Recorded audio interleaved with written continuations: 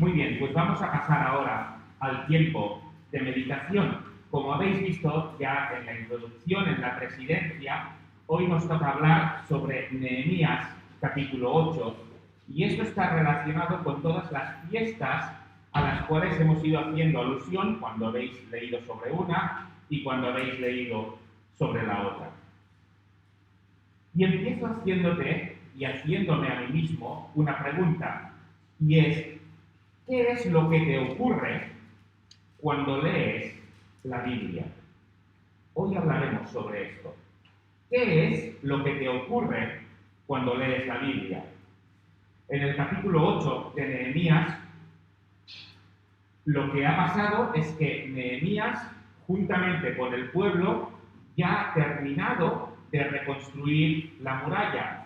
Si hacemos una breve memoria, Nehemías estaba en Susa, en la capital del Imperio Persa. Allí es informado de que en Jerusalén, de donde él es, en Jerusalén, los muros que rodean la ciudad están destruidos y por tanto las personas que viven en Jerusalén están a merced de los pueblos de alrededor. Esto entristece a Nehemías porque sabe que un pueblo que esté a merced de los pueblos de alrededor no es un pueblo libre, no es un pueblo que pueda vivir de forma libre haciendo su religión y teniendo sus propias convicciones, porque si no le gusta al resto de pueblos lo pueden atacar.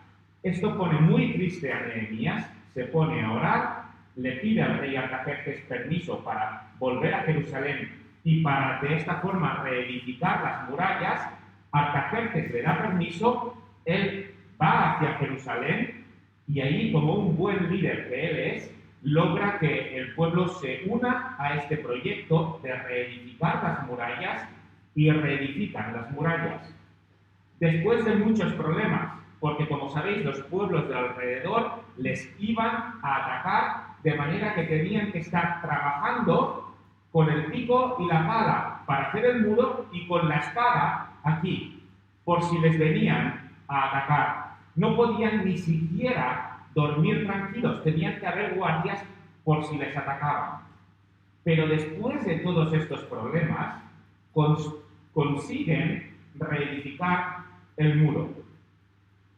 Además de esto, en medio de esta edificación, Nehemías habla con los ricos de Jerusalén, eran israelitas, pero tenían oprimidos a los pobres israelitas.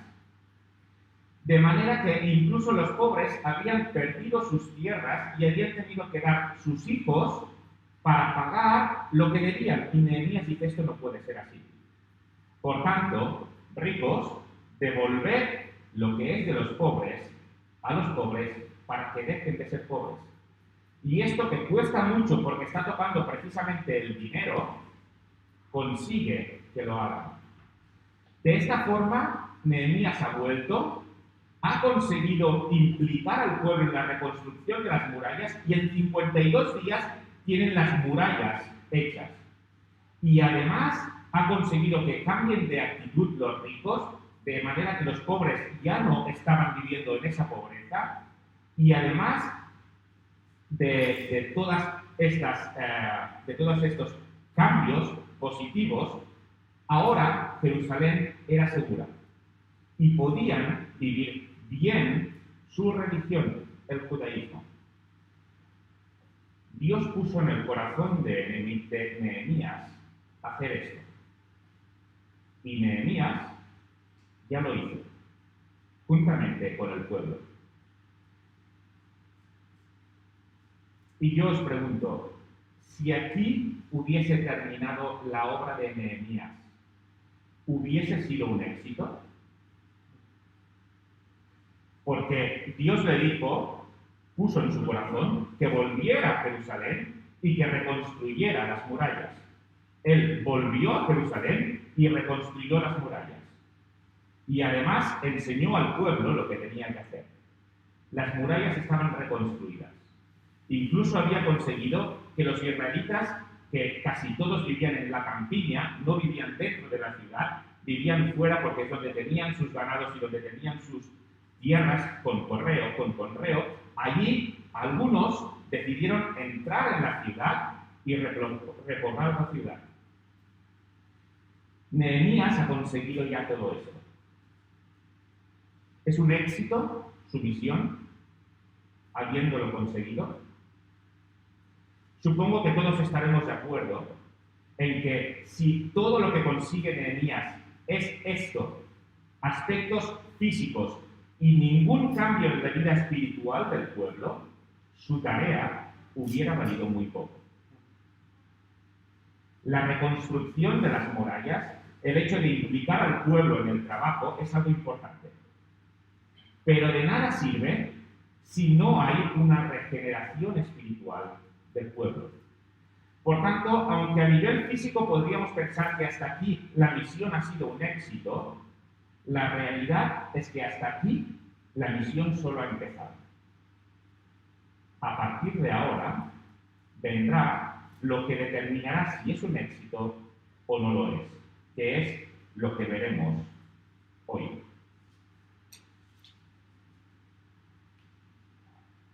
Hasta ahora, reconstrucción física. Vamos a ver ahora la reconstrucción espiritual. En el capítulo 8 de Nehemías.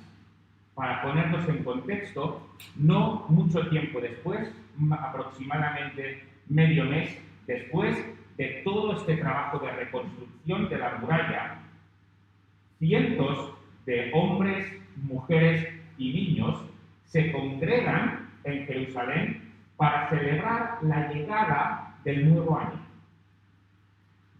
año hebreo. Y allí están, en la plaza principal, todos reunidos. Se celebra una asamblea al aire libre. De hecho, abren como una especie de semana de conferencias que durará 7 días. Y ahora empiezan estas conferencias. Leo hasta el versículo 8. Ahí dice: venido el mes séptimo, los hijos de Israel estaban en sus ciudades, y se juntó todo el pueblo como un solo hombre, en la plaza que está delante de la puerta de las aguas. Y dijeron a Esdras, el escriba, que trajese el libro de la ley de Moisés, la cual Jehová había dado a Israel. Y el sacerdote Esdras trajo la ley delante de la congregación, así de hombres como de mujeres, y de todos los que podían entender. Había niños, no niños pequeños, pero los niños que podían entender también estaban ahí. El primer día del mes séptimo, y leyó en el libro delante de la plaza que estaba delante de la puerta de las aguas, desde el alba hasta el mediodía, en presencia de hombres y mujeres y de todos los que podían entender. Y los oídos de todo el pueblo estaban atentos al libro de la ley. Y el escriba Esdras estaba sobre un púlpito de madera que habían hecho para ello.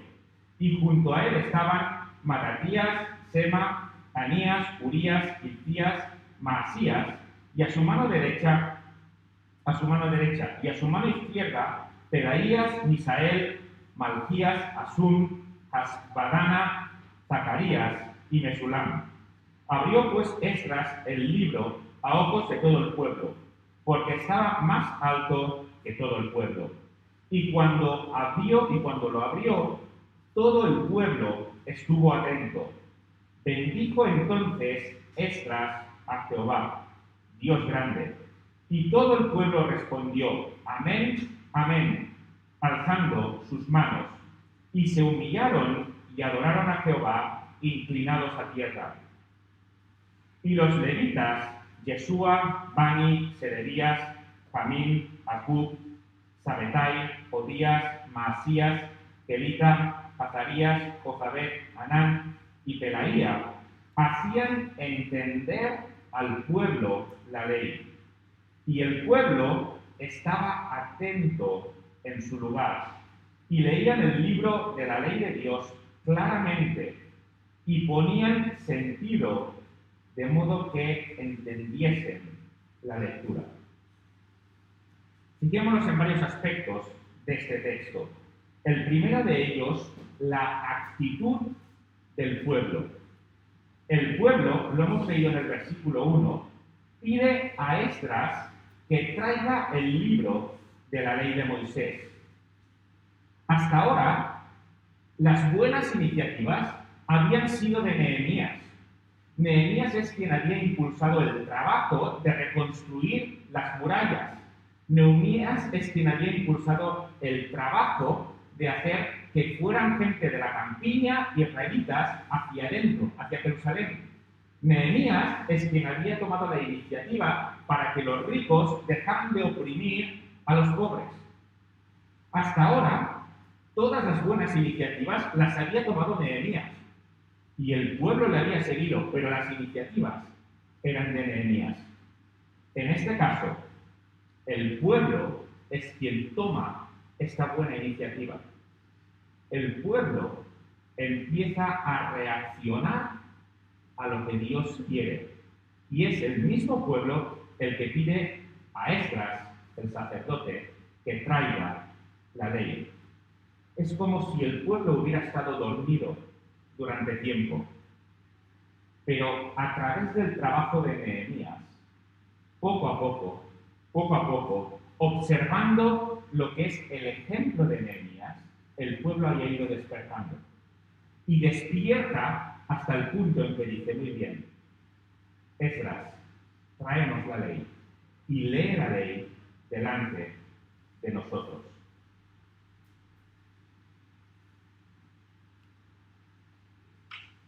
¿Por qué tiene que ser así? Pues mirad, no tiene sentido trabajar para Dios sin conocer personalmente a Dios. Ellos habían trabajado y habían trabajado mucho. Posiblemente como ninguno de nosotros trabajaría nunca.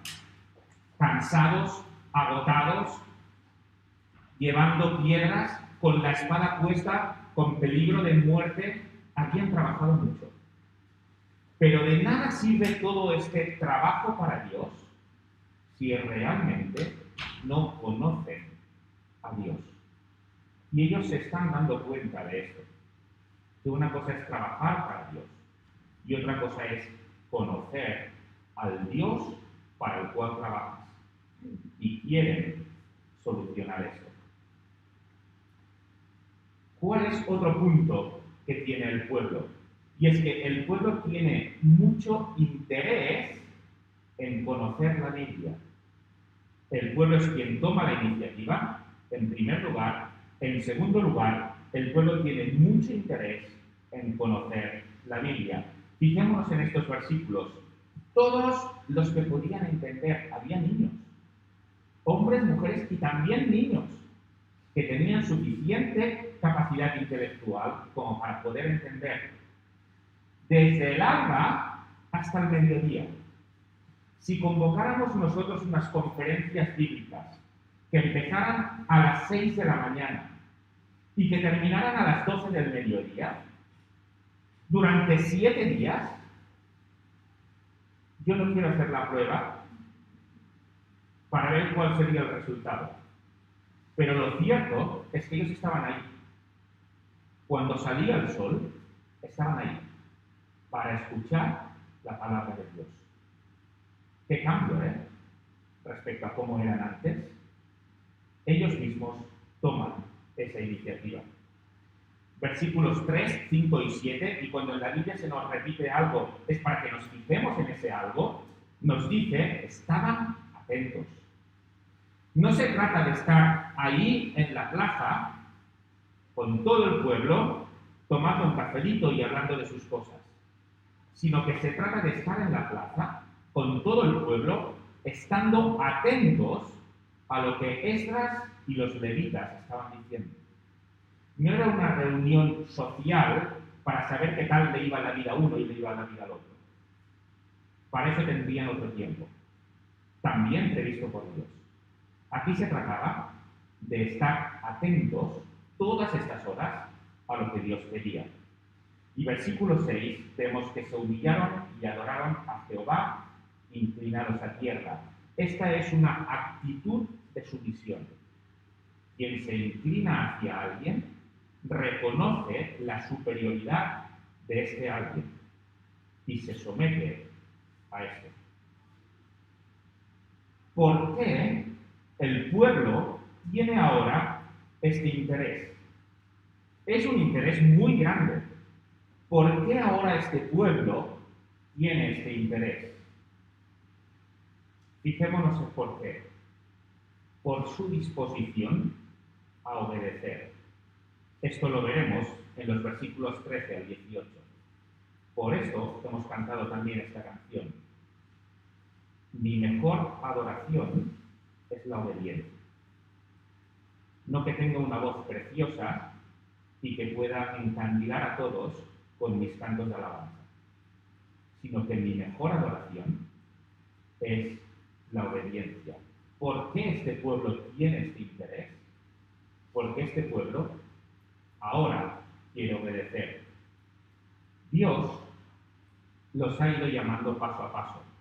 Ellos habían vuelto, muchos de ellos, incluso quizás sus padres, con Zorobabel 80 años antes. Y ya estaban en Jerusalén, ya no estaban en el exilio.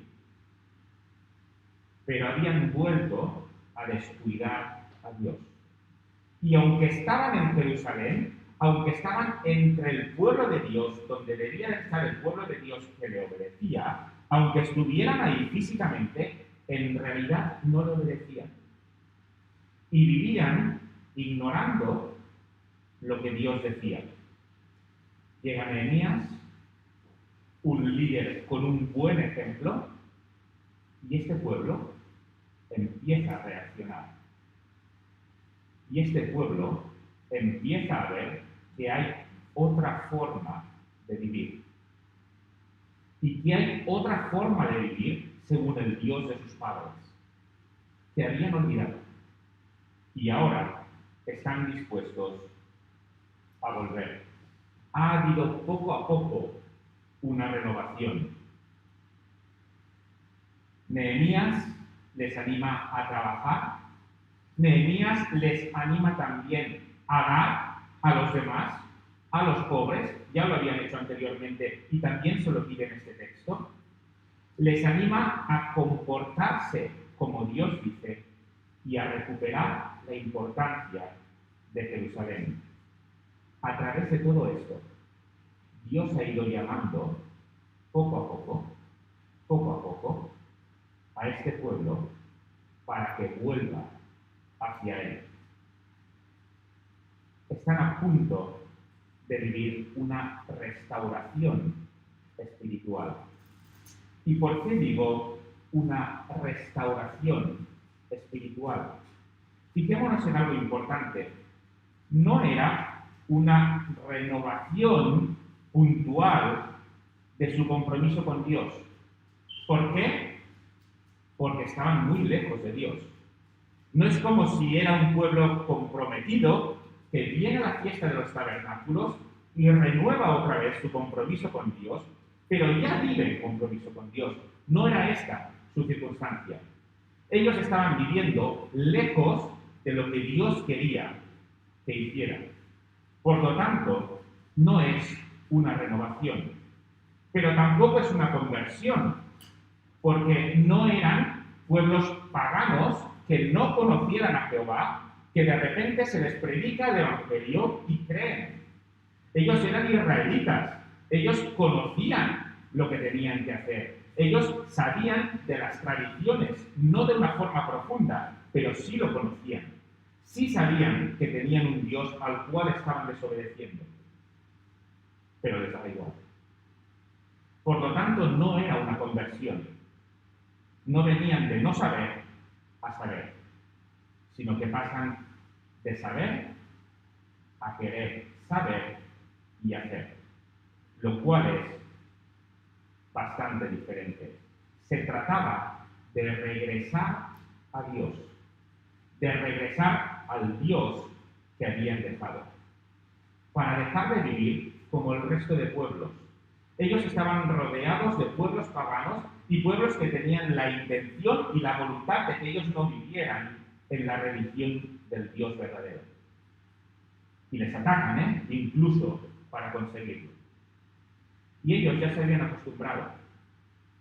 Incluso sus hijos, sus hijas, se daban en casamiento con pueblos de alrededor y de esta forma se mezclaban. Ahora hay una renovación de este pacto. Este pueblo ya está preparado para oír, y no solo para oír, sino para oír y obedecer. ¿Y qué pasa con nosotros? Esto es referente a los israelitas. ¿Qué pasa con nosotros? ¿Qué hará que escuches atentamente la Biblia? ¿Qué es lo que hará que la escuches así? En primer lugar, si te ocurre como este pueblo que estabas lejos de Dios y ves que Dios te ha ido llamando, igual te ha ido llamando a este pueblo, poco a poco, paso a paso, hacia su restauración, lo que hará que escuches atentamente la Biblia es la voluntad de decir cambio de vida y a partir de ahora voy a vivir como Dios quiere que viva porque es mi Dios, el único Dios que merece la pena ser seguido. Esto es lo que le pasó a este pueblo y esto es lo que te pasaría a ti si estuvieses en esta condición. Pero, ¿y si ya estás cerca de Él? Si ya vives trabajando en lo que Él quiere que trabajes, si ya haces tu devocional cada día, si ya oras a Él cada día, lo que hará que tengas esta actitud es que, igual que los demás que vienen de lejos, quieres obedecerle. Fijémonos en algo muy sencillo. No se puede obedecer lo que no sabemos. Si no sabemos lo que Dios dice, no podemos obedecerle. Y lo que no debemos de pensar es que ya sabemos lo que Dios dice porque llevo mucho tiempo en la iglesia. Porque nuestra mente está afectada por el pecado y nuestras deducciones de lo que es Dios y de lo que Dios nos dice muchas veces pueden no ser ciertas. Tenemos que estar reajustando nuestra brújula constantemente y el único polo norte para ajustar nuestra brújula correctamente es la Biblia. No podemos vivir imaginando lo que Dios quiere que yo haga. Debo de leer lo que Dios quiere que yo haga porque mi imaginación se irá a sitios que no tiene que ir. Por lo tanto, ya sea que estés en una circunstancia o que estés en la otra, la palabra es la única vía. Y lo que hará que tú quieras leerla y lo que hará que yo quiera leerla es mi disposición a obedecerla, como este pueblo. Por tanto, en primer lugar, lo que hemos visto es la actitud del pueblo que pide la ley y que tiene interés por esta ley. Vamos al segundo lugar, ministerio de Nehemías, Esdras y los levitas y además la reacción de este pueblo. Leemos a partir del versículo 9 hasta el versículo 12. Dice, y Nehemías, el gobernador y el sacerdote Esdras, escriba y los levitas que hacían entender al pueblo, dijeron a todo el pueblo, día santo es a Jehová nuestro Dios. No os entristezcáis, ni lloréis, porque todo el pueblo lloraba oyendo las palabras de la ley. Luego les dijo, id, comed grosuras, y bebed vino dulce, y enviad porciones a los que no tienen nada preparado, porque el día santo es a nuestro Señor. No os entristezcáis, porque el gozo de Jehová es vuestra fuerza. Y los levitas, pues, hacían callar a todo el pueblo, diciendo, callad, porque es día santo, y no os entristezcáis. Y todo el pueblo se fue a comer y a beber, y a obsequiar porciones. y a gozar de grande alegría, porque habían entendido las palabras que les habían enseñado. En primer lugar, el ministerio de Nehemías, Esdras y los levitas era que hacían entender, tal y como hemos leído, hacían entender al pueblo la ley de Moisés. Lo hemos leído en el versículo 8, de modo que entendiesen la lectura. Y aquí la palabra interpretar también podemos entenderla como traducir, que traducían la ley. ¿Y por qué tenían que traducir la ley? La ley estaba escrita en hebreo, pero el pueblo en el exilio, en Babilonia, adquirió el idioma arameo. Y desde que estuvieron en Babilonia, ya cuando regresaron y por los siglos después, hablaban arameo, no hablaban hebreo. Incluso Jesús hablaba arameo. Por lo tanto, lo que hacían estos levitas es traducir la ley para que la entendieran en su propio idioma, que era el idioma arameo. La Biblia, por tanto, la ley, hablando de Moisés, se había convertido en un libro hermético para ellos. Ya no lo entendían, a no ser que hubiera alguien que se lo explicara. Y ahora, como novedad, están de nuevo entendiendo este libro, entendiendo el libro que había fundado su propio pueblo por medio de la exposición de estos levitas y de Esdras que les explicaban la ley. Y fijémonos que todos se gozan en ello. Es bonito, versículo 12. Se gozan porque habían entendido las palabras que les habían enseñado. Por lo tanto, en primer lugar, el ministerio de Esdras, Nehemías, hacen entender al pueblo lo que para el pueblo era imposible de entender de otra forma. ¿Cuál es la reacción, en segundo lugar, del pueblo ante la exposición y ante el hecho de haberla entendido? Nos dice el versículo 9 que todo el pueblo lloraba oyendo las palabras de la ley. Ellos habían vivido lejos de la voluntad de Dios. Se habían apartado viviendo como a ellos les parecía mejor. La ley les hace darse cuenta de que habían estado viviendo de una forma diferente a la que Dios quería. Y se dan cuenta de ello. Fijémonos que esta es la tarea de la ley. Pablo nos lo dice en Romanos 3:20, porque por medio de la ley es el conocimiento del pecado. No se van a salvar por medio de la ley, pero sí que por medio de la ley saben, son conscientes de que han hecho las cosas mal. Ahora ellos están mirando atrás en su vida y están comparando su vida con la ley de Dios que les estaba siendo expuesta. ¿Y qué es lo que están observando? Están observando que están muy lejos de ello, que poco a poco, se han ido desviando hasta encontrarse muy lejos de lo que la ley de Dios les dice y lo que ellos estaban viviendo. Ellos ahora querían obedecer.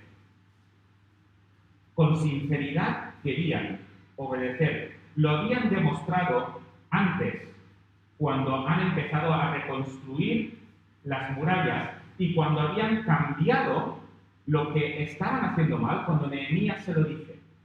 Ya lo habían demostrado. su reacción, la reacción de llorar, es la reacción de aquel que se da cuenta del error en el que ha estado viviendo, como este pueblo. ¿Y qué es lo que le dicen los levitas? Cuando ven a todo el pueblo llorando porque se dan cuenta de que la distancia entre la ley de Dios y entre sus vidas es mucha, y se ponen a llorar porque están arrepentidos de ello, ¿cuál es la reacción de los levitas? Les dice, no lloréis. Versículo 9. Pero el pueblo seguía llorando. Su tristeza era mucha, tanto que tenían que hacerles callar, porque si no, no se podía seguir. Versículo 11. Hacer callar, los levitas tuvieron que hacer callar a todo el pueblo del lloro por darse cuenta de lo lejos que estaban de la voluntad de Dios. Y fijémonos que es todo el pueblo el que tiene el mismo sentir. No es que uno se haya dado cuenta de este error. Nos dice el versículo 1 que estaban reunidos como un solo hombre, en este ánimo de pedir la lectura de la Biblia, de pedir la interpretación de esa lectura y de querer restaurar sus vidas. Estaban como uno. Eran centenares, pero estaban unidos en este propósito, como si fueran uno. Los levitas les recuerdan que, versículo 10, porque el gozo de Jehová es vuestra fuerza. Ahora ha habido un cambio en ellos. Ahora este pueblo que vivía apartado pasa a querer vivir como Dios quiere que vivan. Y los levitas les dicen, mira, la fuerza para vivir como Dios quiere que viváis, la obtendréis en el gozo de Jehová. ¿Por qué? Porque ahora ya no buscáis entristecer a Dios, porque ahora entristecer a Dios es algo que no os da igual. O estáis llorando por haberle entristecido. Ahora, entristecer más a Dios ya no os da igual. Vosotros queréis agradar a Dios, vosotros queréis dar gozo a Dios, y el hecho de que queráis dar gozo a Dios será el motor para que hagáis las cosas bien. Esto va a cambiar su desobediencia en obediencia. Aquel lloro estaba demostrando que estaban arrepentidos de verdad y que querían, a partir de ahora, agradar a Dios en todo. Ellos pasarían a actuar agradando a Dios en todo y en lo que sería difícil, en las cosas que no tienen fuerza para agradar a Dios. Dios les dice que el gozo de Dios es su fuerza para hacerlo, que piensen en el gozo que provocan a Dios. ¿Qué hacen los líderes al ver a este pueblo llorando? ¿Qué es lo que ellos hacen? Versículos 9 y 10 les dice, no os entristezcáis. 2 veces lo dice, ni lloréis. Id a comer grosuras y bebed vino dulce y enviad porciones a los que no tienen nada preparado, porque el día santo es a Jehová nuestro Señor. Versículos 10 y 11. Estos líderes son personas capacitadas. Son personas a las cuales Dios ha formado para que ejerzan bien su liderazgo. ¿Y qué es lo que estos líderes están entendiendo? Estos líderes están entendiendo algo muy importante y que creo que debemos de entender nosotros también. Pablo nos enseña en 2 Corintios lo siguiente. 2 Corintios capítulo 7, versículo 10. Ahí nos dice, porque la tristeza que es según Dios produce arrepentimiento para salvación, de que no hay que arrepentirse, pero la tristeza del mundo produce muerte. Estos líderes saben, tienen discernimiento espiritual, igual que tuvo Pablo discernimiento espiritual cuando escribió esto. Y estos líderes entienden que esta tristeza del pueblo es una tristeza provocada por Dios, porque ha sido, al contrastar la ley de Dios con su vida, y ha sido una tristeza que, al ser provocada por Dios, es para salvación, como nos dice Pablo. Esta tristeza es una tristeza de arrepentimiento. Es una tristeza que restaura la vida y que la lleva a la salvación. Y delante de una tristeza así, los líderes dicen: no os entristezcáis más. Ya os habéis entristecido, ya os habéis dado cuenta de lo lejos que estáis de Dios y de que queréis restaurar todo esto. Esta tristeza la provoca Dios. Es para salvación, es para restauración. Por tanto, ya tiene que terminar. Y así lo hicieron. Y si siguiéramos viendo, que no lo haremos hoy, en el capítulo 9, el pueblo confiesa el pecado. Y en el capítulo 10, el pueblo renueva su compromiso para con Dios. Esta tristeza que estaba teniendo aquí era una tristeza, como nos dice Pablo, que es según Dios y que por tanto es para salvación. Y este pueblo iba a demostrar que realmente esta tristeza les llevaría a salvación. Dios ya ha quebrantado el corazón del pueblo mediante la lectura de su ley. Esto ha sido para salvación, y la salvación siempre es motivo de gozo. Por tanto, debían comer, debían beber, y ¿cuál es una de las cosas que Dios dice? Comparte con el que tiene necesidad. Por tanto, no hagas comida para ti solo, sino que comparte con el que no tiene. Y de esta forma empezarás a demostrar que esta tristeza que has tenido es para salvación y es según Dios. 10 días después de esto, estos israelitas iban a celebrar el día de la expiación. El día de la expiación es lo que hemos leído hoy en Levítico. En este día se hacía una declaración pública de la misericordia de Dios. Los pecados del pueblo iban a ser perdonados. ¿Y cómo iban a ser perdonados? Mediante la muerte de animales. Ellos iban a ver este día cómo se derramaba la sangre de un animal inocente y cómo esta sangre era rociada en el lugar santísimo donde está el arca. El arca contenía las tablas de la ley y estaba cubierta, y la sangre se rociaba encima del arca. De manera que cuando Dios observa la ley, antes ve sangre. Y al ver esa sangre, sabe que los pecados han sido perdonados, porque ha habido una sangre que se ha rociado para ello. Y no solo iban a ver esto en el día de la expiación, también iban a ver cómo el sacerdote, el sumo sacerdote, ponía su mano encima de un animal,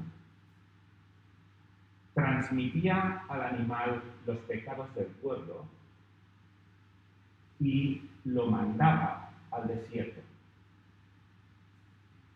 Y el animal se iba andando, se iba, hasta que finalmente moría. ¿Y qué es lo que estaba enseñando con esto este día de la expiación? Lo que Jesús ha hecho con nosotros. Ha pagado con su sangre, pero no solo eso, sino que ha cargado con nuestros pecados, igual que este animal se ha ido. Y ha alejado nuestros pecados de nosotros, yéndose lejos. Ese animal cargaba los pecados y se iba lejos del pueblo y moría. Y el pueblo tenía que tener en mente esto. Dios los estaba restaurando, pero esta restauración no era una restauración gratuita. Esta restauración costaba la vida de estos animales y iba a costar de forma definitiva la vida de Cristo. Y ellos deben de vivir conforme a este sacrificio. ¿Qué aplicación encontramos para nosotros de esto? En primer lugar, sobre el hecho de que Nehemías, Esdras y los levitas hacían entender la ley de Dios al pueblo. Esto es una llamada hacia los que tenemos la responsabilidad, todos, sea de la forma que sea de una manera pública o de una manera privada, pero todos los que tenemos la responsabilidad de enseñar a los demás la palabra de Dios, debemos hacerlo de una forma fiel. El pueblo no iba a cambiar si Esdras o Nehemías empieza a explicar sus propias ideas magníficas y atractivas sobre lo que piensa que dice la Biblia. El pueblo no iba a cambiar si hacen esto. El pueblo cambió únicamente porque lo que hacían era ser fieles a lo que decía la ley. De hecho, la estaban traduciendo literalmente. Por eso es que el pueblo cambió. Porque lo que se predicó fue la palabra. No fue nada más. No fueron ideas bonitas, ni metáforas bonitas, ni historias bonitas, sino que se predicó la palabra. Y eso deberíamos de tenerlo en cuenta, todos los que de alguna manera u otra exponemos la palabra. Lo que va a cambiar a las personas, lo que va a cambiar al pueblo no son nuestras ideas, no son nuestras fantásticas ilustraciones y no son nuestra fantástica elocuencia. Nada de esto va a hacer absolutamente nada. Lo único que va a cambiar las vidas es directamente la palabra del Señor. Por tanto, al hablar de ella, ciñámonos a lo que ella dice y no vayamos por otros sitios. Y respecto a los demás, respecto a todo el pueblo, tanto aquel que tiene el encargo de mostrar la palabra de Dios como el que no, ¿qué es lo que nos enseña esto? Lo que nos enseña es que lo más importante, tanto en el antiguo pacto como en el nuevo pacto, es que el crecimiento y la maduración del pueblo de Dios tiene que ser en el corazón para transformar las vidas, para que quieran obedecer y para que quieran comprender la Biblia para hacerla, para obedecerla. No se trata de un libro que nos da información, que la da. Se trata de un libro que nos quiere dar formación para cambiarnos. La Biblia no es para que llenemos nuestras mentes con datos interesantes. La Biblia es para que nos transforme y si no nos está transformando, entonces no está teniendo el efecto para el cual Dios quiere que la leamos. Debemos de leerla y no únicamente leerla, sino estar dispuestos a obedecerla. ¿Te entristece cuando lees la ley? Hoy hemos leído los 10 mandamientos. ¿Te entristece leerlos? ¿Sabes una cosa? Espero que sí. Espero que te ponga triste leer los 10 mandamientos. ¿Por qué? Porque entonces es una tristeza que viene según Dios y que es para salvación. Y no nos engañemos, ninguno de los que está aquí cumple los 10 mandamientos, no lo cumplimos. Necesitamos ese sacrificio perfecto para poder estar delante de Dios. ¿No te entristece leer los 10 mandamientos? ¿Te quedas igual o me quedo igual leyendo los 10 mandamientos? ¿Sabes lo que está pasando? En este sentido, estamos bajo la ira de Dios. ¿Cómo se expresa la ira de Dios? Una de las formas más terribles de la expresión de la ira de Dios es que nos deje andar en nuestros propios caminos, dándonos exactamente igual. Y esto no es una idea mía, sino que esto lo dice Pablo en Romanos, en el capítulo 1. Os lo leo. Romanos 1, versículos 18 y también el 24. Dice, porque la ira de Dios se revela desde el cielo contra toda impiedad e injusticia de los hombres que detienen con injusticia la verdad. Paso al versículo 24. Por lo cual, también Dios los entregó a la inmundicia, a las concupiscencias de sus corazones. Así es como Dios actúa. La ira de Dios es que te deje andar en tus propios caminos. ¿Por qué? Porque esto te va a llevar a una tristeza que es, según el mundo, como hemos leído en 2 Corintios 7, y esto lleva a la muerte. Lo peor que le puede pasar a alguien es que Dios diga, te dejo suelto. Te dejo en tus propios caminos. Eso es lo peor que puede pasar, porque nuestros propios caminos nos llevan a la muerte. En el caso del pueblo de Israel, Dios no los dejó en sus propios caminos. ¿Y cómo no les dejó en sus propios caminos? Castigándolos, llevándolos al exilio. Y cuando volvieron, poniéndoles líderes que restauraron su relación con Dios. De esta forma Dios estaba demostrando que se estaba preocupando por ellos, porque no quería que siguieran en sus propios caminos. Pero cuando Dios toma la decisión de decir, mira, te dejo en tus propios caminos, esta expresión de la ira de Dios es terrible. Es terrible. Porque lo que nos hace volver muchas veces a Dios son los golpes, igual que a este pueblo. Y esos golpes son avisos de Dios, son gritos de Dios para restaurar nuestra relación con Él. Pero qué triste es cuando Dios ni siquiera nos grita de esta forma. Quiere decir que vamos a terminar en la muerte. Por lo tanto, espero de verdad que todos nosotros nos entristezcamos. Incluso que podamos llegar al llanto al leer la ley de Dios. Porque eso quiere decir que estamos teniendo una tristeza, según Dios, que es para salvación.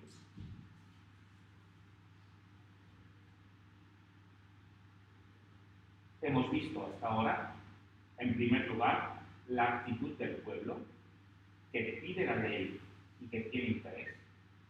Hemos visto en segundo lugar un ministerio eficaz, es aquel que hace entender la ley y que un pueblo que llora y que se arrepiente es un pueblo que lo hace para salvación. Vamos a ver el tercer y último lugar brevemente. ¿Cuál es la consecuencia de explicar bien la ley y que el pueblo la entienda y se entristezca? ¿Cuál es la consecuencia? Vamos a leer los versículos 13 hasta el 18, que es el último. Dice, al día siguiente se reunieron los cabezas de las familias de todo el pueblo, sacerdotes y levitas, a Esdras el escriba, para entender las palabras de la ley. Y hallaron escrito en la ley que Jehová había mandado por mano de Moisés que habitasen los hijos de Israel en tabernáculos, en la fiesta solemne del mes séptimo, y que hiciesen saber y pasar pregón por todas sus ciudades y por Jerusalén, diciendo: salid al monte y traed ramas de olivo silvestre, de arrayán, de palmeras y de todo árbol frondoso, para hacer tabernáculos, como está escrito. Salió pues el pueblo y trajeron las ramas, e hicieron tabernáculos cada uno sobre su terrado, en sus patios, en los patios de la casa de Dios, en la plaza de la puerta de las aguas, en la plaza de la puerta de Efraín, y toda la congregación que volvió de la cautividad hizo tabernáculos. Y en tabernáculos habitó, porque desde los días de Josué, hijo de Nun, hasta aquel día, no habían hecho así los hijos de Israel. Y hubo alegría muy grande. Y leyó Esdras en el libro de la ley de Dios cada día, desde el primer día hasta el último. E hicieron fiesta solemne por 7 días. Y al octavo día fue solemne asamblea, según el rito. ¿Cuál es la consecuencia de explicar bien al pueblo la ley, que el pueblo la entienda y que se entristezca? ¿Cuál es la consecuencia? La consecuencia es obediencia. Es lo que acabamos de ver.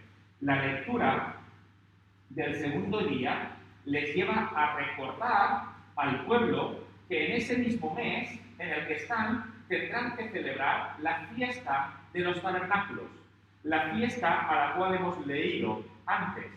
Era una fiesta que les recordaba que durante su travesía en el desierto durante 40 años habían vivido en tabernáculos, habían vivido en tiendas. Los tabernáculos son tiendas. Y mientras estuvieran viviendo en tiendas, Dios los protegió y Dios los cuidó. Y tenían que recordar esto cada año. Y ellos, cuando estaban leyendo a través de Esdras, ven que esta fiesta falta poco para hacerla. ¿Y qué es lo que hemos decidido como pueblo? Hemos decidido obedecer a Dios porque nos hemos entristecido por el hecho de no haberlo hecho hasta ahora. Y ahora leo que Dios me dice que en breve tengo que hacer esta fiesta de los tabernáculos que hacía muchísimo tiempo, hacía siglos que no hacía. ¿Y cuál es la reacción del pueblo? Aunque hacía siglos que no hacíamos esto, porque estábamos desobedeciendo, a partir de ahora, nuestra desobediencia se torna en obediencia porque queremos el gozo de Jehová y queremos nuestra salvación. Por lo tanto, vamos a obedecer y vamos a hacer la fiesta de los tabernáculos. Y empiezan a preparar esta fiesta. Por eso es que empiezan a recoger las ramas de olivo. ¿Para qué? Para hacer las tiendas de campaña en las cuales iban a vivir durante 7 días. Recordando que Dios los protegió durante su travesía por el desierto. ¿Y qué es lo que ocurrió después de que obedeciesen a Dios de esta forma? Versículo 17. Hay alegría muy grande. Acaban de pasar de un lloro tan fuerte que los levitas tenían que hacerlos callar a todo el pueblo, y ahora han pasado a la alegría. ¿Por qué? Porque han decidido obedecer a Dios y no seguir viviendo en la desobediencia. La consecuencia de explicar bien la ley al pueblo y que el pueblo la entienda y se entristezca es la obediencia. Mi obediencia es mi mejor adoración, como hemos cantado. Terminamos aquí. En primer lugar, actitud del pueblo. Pide la ley y tiene interés en entenderla. En segundo lugar, un ministerio eficaz es aquel que hace entender correctamente la ley de Dios. Y un pueblo que llora, según la tristeza de Dios, es un pueblo que se arrepiente. Y en tercer lugar, lo que acabamos de ver ahora, la consecuencia de explicar bien la ley, que el pueblo se entristezca y la entienda, es la obediencia. Vuelvo a la pregunta del principio. ¿Qué es lo que te ocurre cuando lees la Biblia?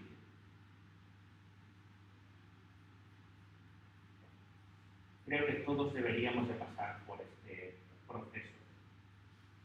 Deberíamos entristecernos porque no la cumplimos. Incluso llegar a llorar depende del grado de esta falta de cumplimiento. Arrepentirnos, gozarnos como se gozó el pueblo y obedecer tal y como este pueblo obedeció al final. Así que hoy espero verme a mí mismo y veros a vosotros tristes y gozosos. Las dos cosas. Porque quiere decir que Dios ha actuado para restauración de todos. Cuando esto ocurre en una persona, hay gozo en el cielo. Cuando esto ocurre en todo un pueblo, hay gozo en el cielo y un avivamiento en la tierra. Ojalá y lo podamos vivir algún día esto de una forma plena. Pues que Dios nos ayude y nos enseñe a través de estas lecciones